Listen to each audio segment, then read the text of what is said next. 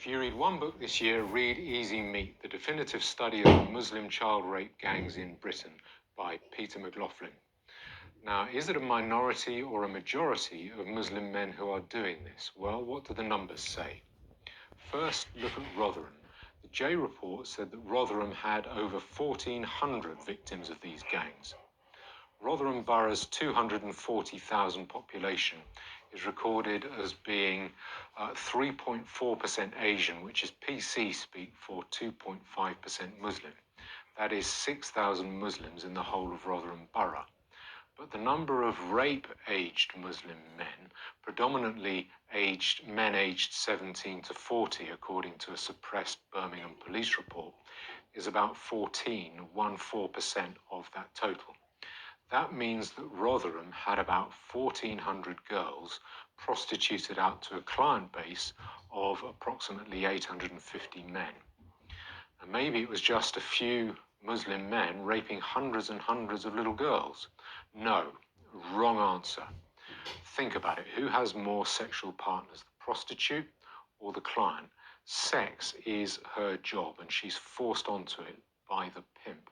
The latest Keithley case convicted 12 men on one girl. The latest Rochdale victim talked of hundreds of men on her. Now, maybe it's just Rotherham and it's not happening anywhere else in the country. No, wrong answer. Tell that to the girls of Accrington, Barking, Birmingham, Blackburn, Blackpool, Bradford, Bristol, Burton, Chesham, Derby, Ipswich, Keighley, Leeds, Leicester, London, Manchester, that's halfway through, Middlesbrough, Nelson, Oldham, Oxford, Peterborough, Preston, Rochdale, Rotherham, Sheffield, Skipton, Slough and Telford. As one social worker said, if you think this isn't happening in your town, you're just not looking for it. Then there's all the helpers, the kebab shops where the girls are introduced, the B&Bs where they're raped, the taxi drivers who ferry them around, the young Romeos who chat them up, the thugs and the money men. Now that is the numbers saying that there's a majority of Muslim men doing this. That's not me saying it. Second, look at Operation Sanctuary, which was carried out by the police in the tiny Northumberland town of Bedlington, the town you've never heard of until now. Overwhelmingly, Muslim men were charged in relation to this crime, and that operation saw over 120 people arrested, and an arrest means that the police have enough evidence reasonably to suspect the person of having committed this crime. Now, Northumberland Council says that the whole county contains 1,000 Muslims. That's about 140 rape-age Muslim men in the whole county. So in one operation, in one small town, the police had evidence reasonably to suspect 6 out of 7 rape-age Muslim men across the whole county of committing this crime. That isn't a minority. 6 out of 7 is a landslide majority, and that is what the numbers suggest. Third, there's the estimate of 1 million victims nationally from Rotherham MP Sarah Champion. Now, 1 million victims means twice as many victims as the 500,000 rape-aged Muslim men across the whole of Britain. Again, that's not me saying it's a majority of Muslim men doing this. That is the numbers saying that it's a majority. And those numbers come from the PC authorities, some of whom have worked very hard to cover up this crime.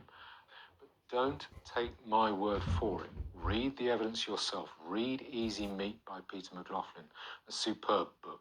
Better still, go to Amazon, buy a copy and send it to Dame Lowell Goddard, who is leading the public inquiry into child sexual abuse. Don't let them say that they weren't told. As you've all heard in the news in the last 24 hours that reports come out about Telford, the grooming gangs, and probably the worst case in Britain. This is not actually frigging right, because every city across the UK, this kind of thing is happening on an industrial scale. These are not just sexual grooming gangs. These are rape gangs raping young people, young as 10, 11-year-olds, and destroying their lives. Telford is not the only town or the city where it's happening. You just have to Google any town: Bradford, Leeds, Aylesbury, Oxford, Bristol, Newcastle, and you're getting the same formula, that lover boy formula, providing people with gifts, providing them with drink and drugs, and then drugging them and then raping them on an industrial scale. Girls young as 11, 10-year-olds. Makes me sick to the core when I hear these things. But girls young as 10, 11, passed on to people, town to town, raped by 5 to 10 people a day. And you know what? The rape gangs went out and done it. But the government, the council, the police aided and abetted them. By remaining silent on this issue, they were actually on the side of the perpetrators. And still to this date, nobody really wants to tackle the core of the problem. Everybody's too scared. Everybody's too PC, politically correct. Everybody wants to appease. In the last 40 years, it's appeasement. And appeasement in my books is cowardice.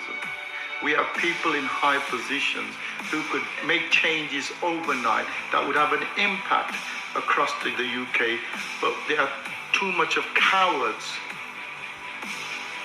These people will say the right words because it's in the press now.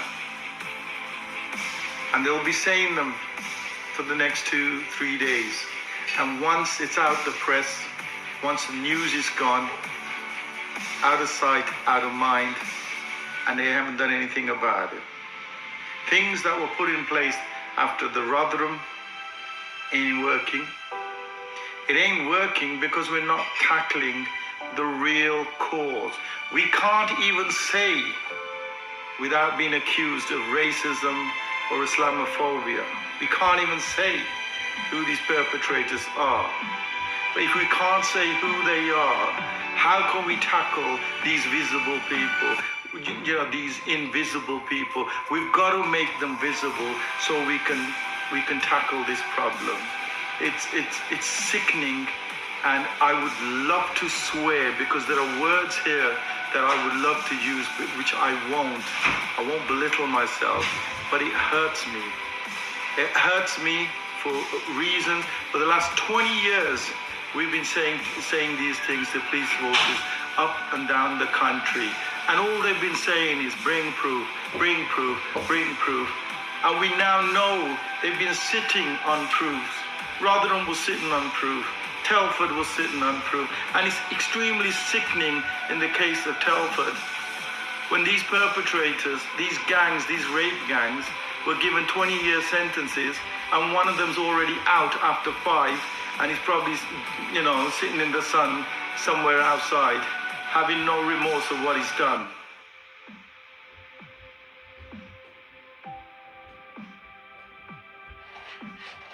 An investigation into one of the worst cases of child sex abuse in the UK is stalling due to a lack of qualified personnel.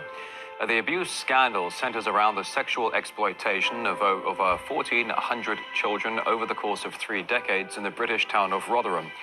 It was revealed that 80% of the suspected perpetrators were of Pakistani origin. RT's Polly Boyko now looking at why the investigation, launched 3 years ago, is failing to make progress.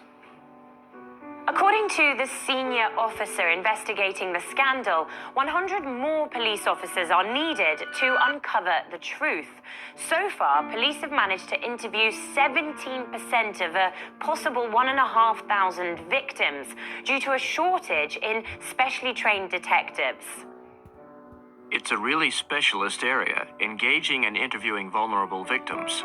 A lot of our victims were children when they were abused, but they're now adults and have associated problems as a result of that abuse, including suicidal tendencies, mental health issues, drug and alcohol addiction. The Rotherham scandal led to a national outcry when the scale of the child abuse was first exposed back in 2012. 2 years later, an independent inquiry found that for decades, through systemic failures in policing and social services, the sexual abuse of children went on right under the noses of the authorities. Gangs of men, the majority of whom were of Pakistani origin, preyed on mostly white girls aged from 11 to 15.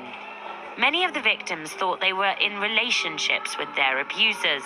When the crimes were uncovered, local authorities in Yorkshire were accused of failing to tackle the problem, partly through fear of being branded racist. On the part of the authorities, in their cases, they were actually saying that these girls made a lifestyle choice. It's about the fact that the authorities didn't want to be branded racist. The ringleaders of the Rotherham grooming gang last year, I think, they're distant relatives of mine. But you know what? It doesn't change the responsibility that people like me have on tackling this particular issue. So I've been campaigning against child sexual exploitation and on-street gang grooming gangs who are predominantly of a Pakistani origin for over 10 years. The investigation into Rotherham abuse has cost £10 million so far. 4 individuals have been convicted, 18 have been charged, and 38 have been arrested. No one senior has been held to account. And with just 17% of the victims interviewed so far, all this may just be the tip of the iceberg. Coming up, an explosive report you just have to see to believe. Muslims rape gangs targeting girls by the thousands, but the truth is being silenced by political correctness. It's a huge scandal in Britain. Muslim rape gangs. You may not have heard much about it. It's been covered up by the media and the government. But now we're about to show you the entire story, and it is shocking. Phil Hurd brings us this incredible story from London. Some scandals are so massive that they're simply hard to believe. But this one is true. As many as 1 million white English children may have been the victims of Muslim rape gangs, better known as grooming gangs, in towns up and down Great Britain. Policy analyst George Igler. I mean, when you counter an issue that is just so unbelievable, just so outside your frame of reference and understanding, the immediate human reaction is just not want to believe it at all. Perhaps even harder to believe is that while there have been prosecutions, British authorities have still not stopped this criminal activity. There's a particular problem involving Pakistani heritage men who target young, vulnerable white English girls. Not my words, but a member of Parliament, Jack Straw, who also said these Pakistani heritage men view white English girls as, quote, easy meat. This is when some shout racism, but here are the facts. Calculations based on convictions show that a British Muslim male is 170 times more likely to be part of a sex grooming gang than a non-Muslim. And there are no recorded instances of non-Muslims doing this to Muslim girls as part of a criminal enterprise. In one local jurisdiction, it was estimated that 6 out of 7 Muslim males either knew about or were part of a grooming gang. What you do not have is any example of non-Muslim men targeting Muslim girls for this organized form of abuse.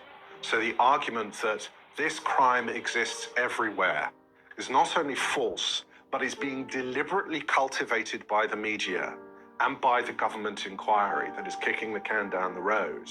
The grooming gangs have been traced back as far as the late 1980s.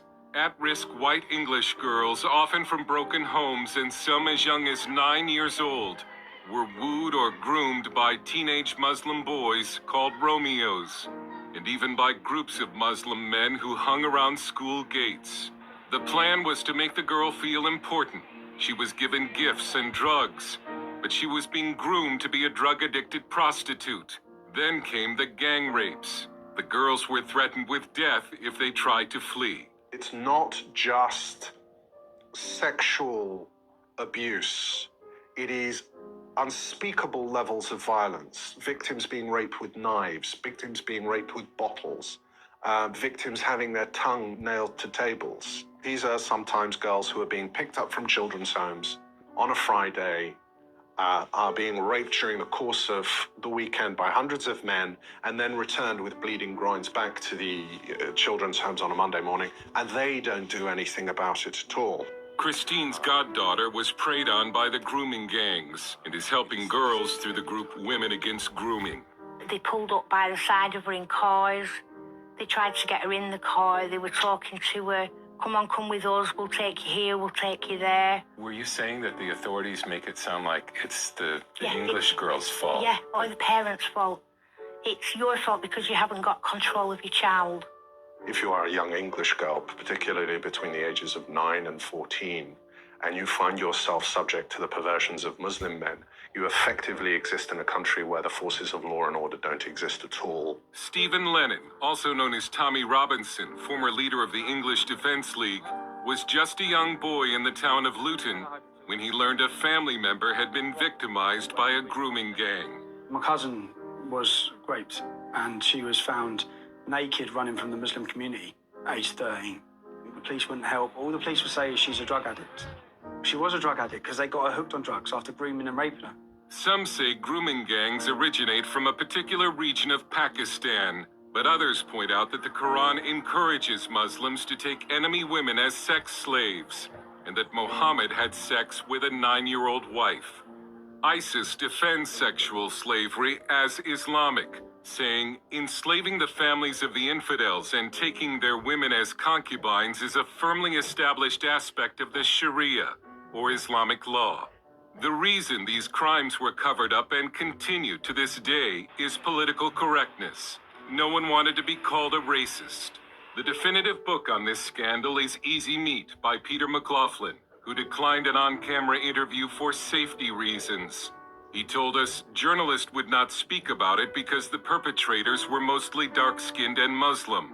Childcare professionals used political correctness as an omerta, a code of silence concerning what the public was allowed to know.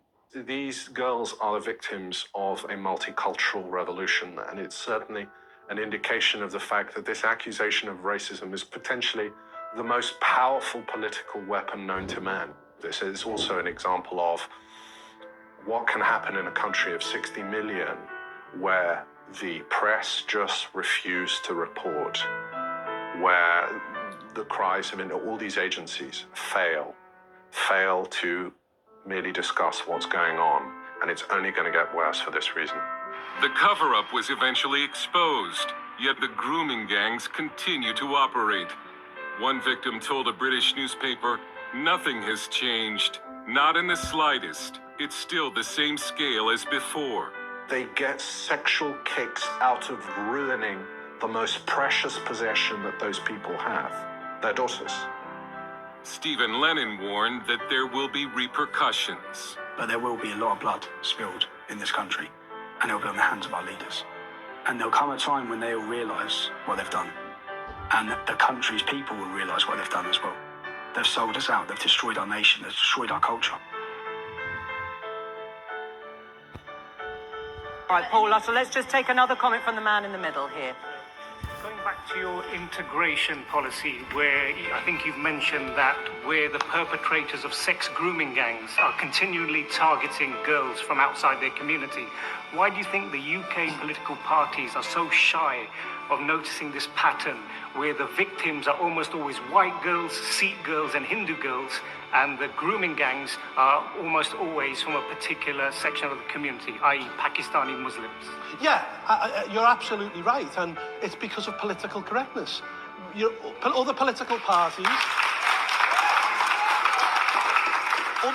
parties and local authorities have turned a blind eye for this for far too long. And we end up in a situation like Rotherham, where we've had 1,400 girls who've been either groomed or raped or gone through terrible, terrible things. The fact is, because of political correctness, we've said nothing and we've turned a blind eye. The point is, I would argue that religion and race in these circumstances should be an aggravating factor when these cases go to court. Right. So you actually want, because these people have been through the criminal justice system and they were convicted in the cases that you've said. What do you want to do further? You want to make their religion? Well, in future, well, actually, religion and race in other cases are an aggravating factor, but again, when it comes to these grooming gangs, it hasn't been, and it is wrong. These girls are being picked generally because they're Hindu, they're Sikh, but predominantly they're white and they're Christian. These girls aren't being groomed from within the Muslim community. My lords, I fear that reply is shamefully inadequate, because these girls are usually raped several times a day. And so if we accept the views of our lead police officer for child protection, of Rotherham's MP, and of the recent Jay and Quilliam reports, we seem to be looking at millions of rapes of white and Sikh girls by Muslim men, only 222 of whom have been convicted since 2005. So, my lords, will the government ask our Muslim leaders whether the perpetrators can claim that their behavior is sanctioned in the Quran, and to issue a fatwa against it? And second, my lords, will the government encourage a national debate about the various interpretations of Islam? Can we talk about Islam without being accused of hate crime?